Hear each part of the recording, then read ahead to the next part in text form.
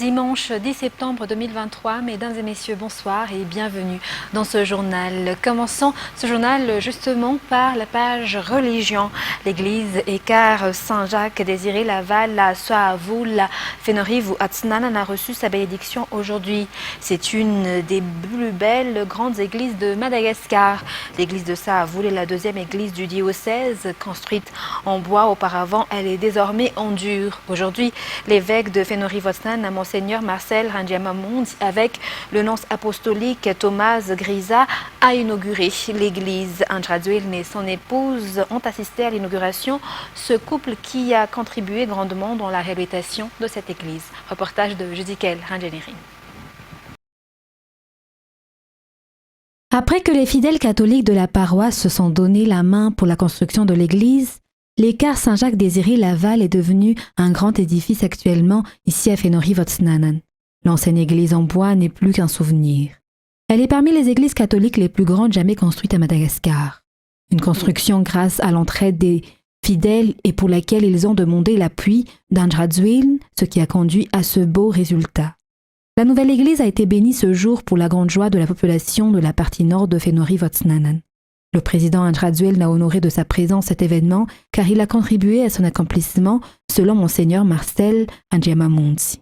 L'église mesure 50 mètres de long, 30 mètres de large et peut accueillir 5000 chrétiens. C'est avec amour que j'ai répondu positivement à la demande de l'évêque durant mon passage ici en 2022 selon Andradzuil durant sa prise de parole. C'est aussi avec amour que j'ai répondu présent à l'invitation de l'évêque pour assister à cette messe d'aujourd'hui, affirme toujours Andradzuil en apportant un message d'amour et de foi. Les fidèles de l'église de Soavoul ont montré leur joie face à cette réalisation. Ils sont partis d'une église en bois et maintenant ils ont une église qui est l'une des plus grandes du pays.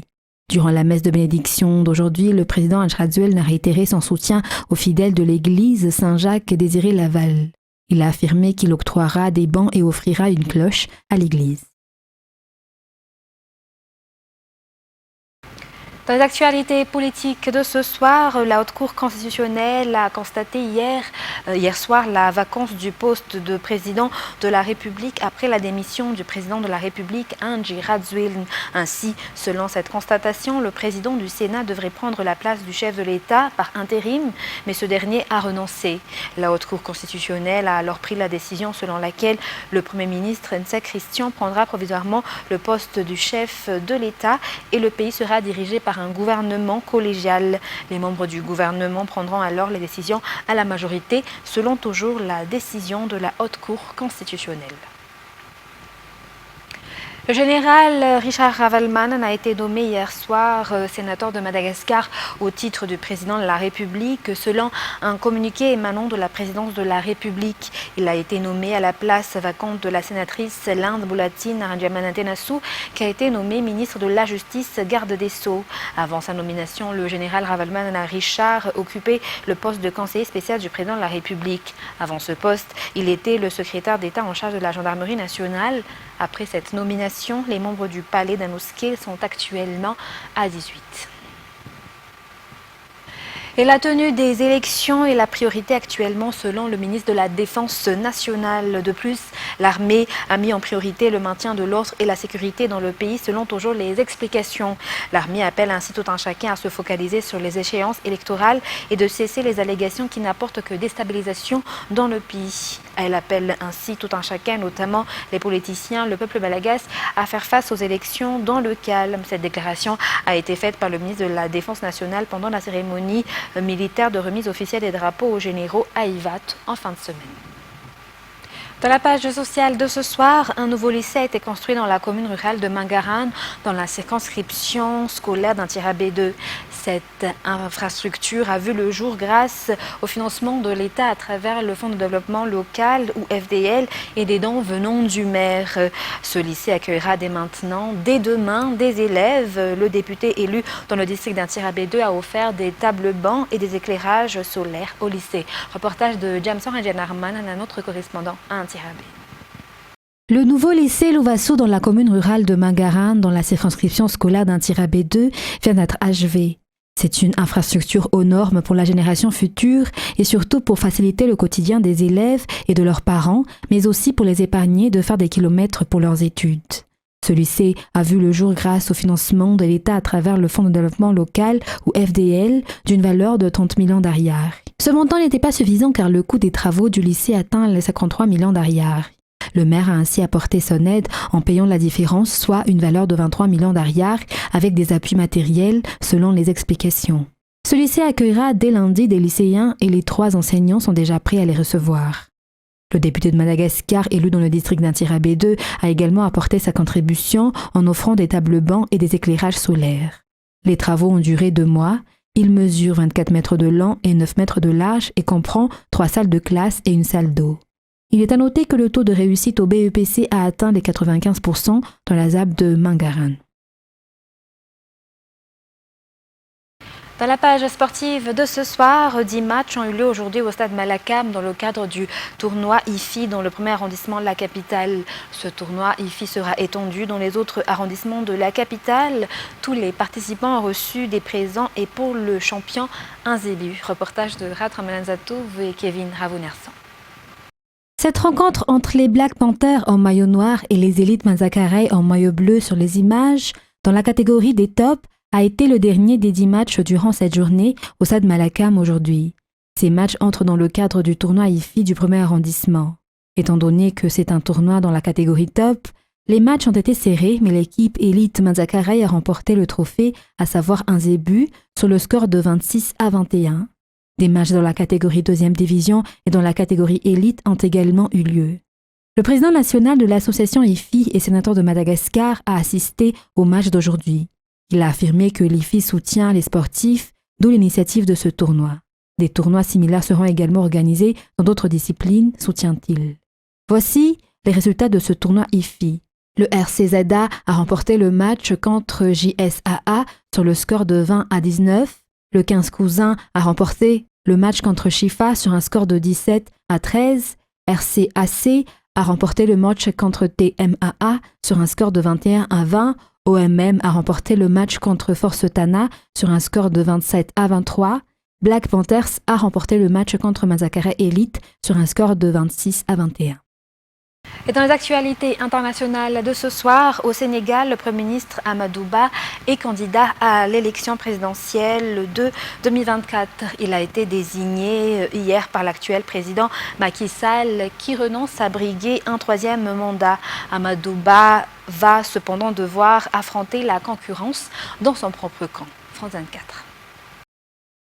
Un choix de raison, un choix cohérent, c'est en ces termes que des membres de la coalition au pouvoir ont interprété la nomination d'Amadou Ba comme candidat de Benno Bokk Yakaar pour les prochaines présidentielles. Amadou Ba, 62 ans, est actuellement Premier ministre depuis septembre dernier.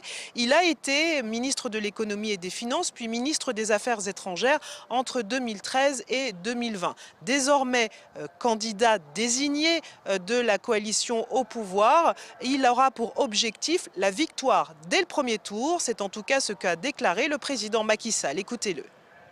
La victoire, comme je l'ai dit dans mon message, est à portée de main puisque, vous savez, notre coalition est quand même très largement majoritaire dans le pays.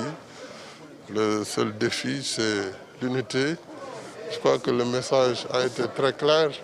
Les leaders se sont engagés. Nous allons poursuivre à construire ce discours de l'unité et nous allons continuer les efforts de développement.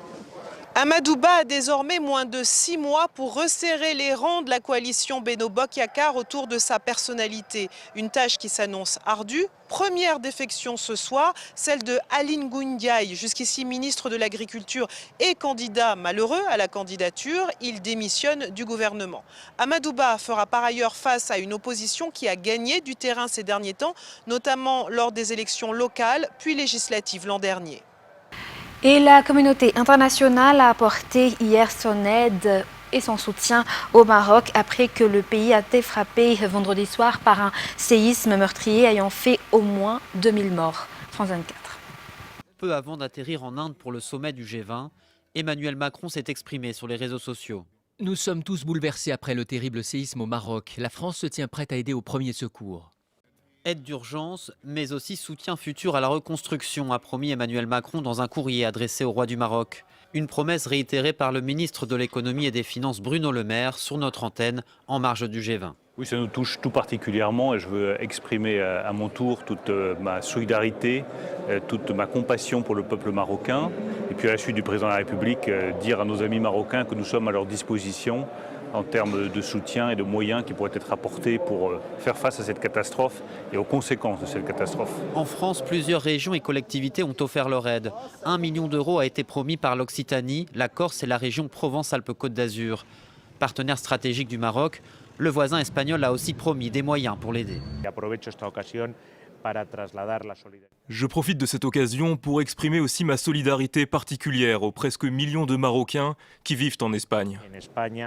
L'Allemagne, Israël et le Qatar ont annoncé l'envoi d'équipes de secours. Le président turc Recep Tayyip Erdogan, dont le pays a été endeuillé par un séisme faisant plus de 50 000 morts en février dernier, a promis toute forme de soutien pour panser les blessures du Maroc. Et pour terminer ce journal, toujours dans cette page internationale, la procédure visant 7 proches de l'ultra-droite qui comparaissaient pour participation à un groupement en vue de commettre des violences après la demi-finale de Coupe du Monde France-Maroc a été annulée vendredi par le tribunal de Paris. Les juges ont relevé des irrégularités. France 24 nous en dit plus. Une décision surprenante pour les parties civiles dans ce procès en correctionnel des 7 prévenus. Eh bien, les 7 prévenus sont partis libres. Ils ont vu leur charge levée. Ils se sont enlacés les uns les autres à cette décision du tribunal correctionnel de Paris. Les nullités ont été requis par les avocats des 7 prévenus. Le tribunal les a suivis purement et simplement.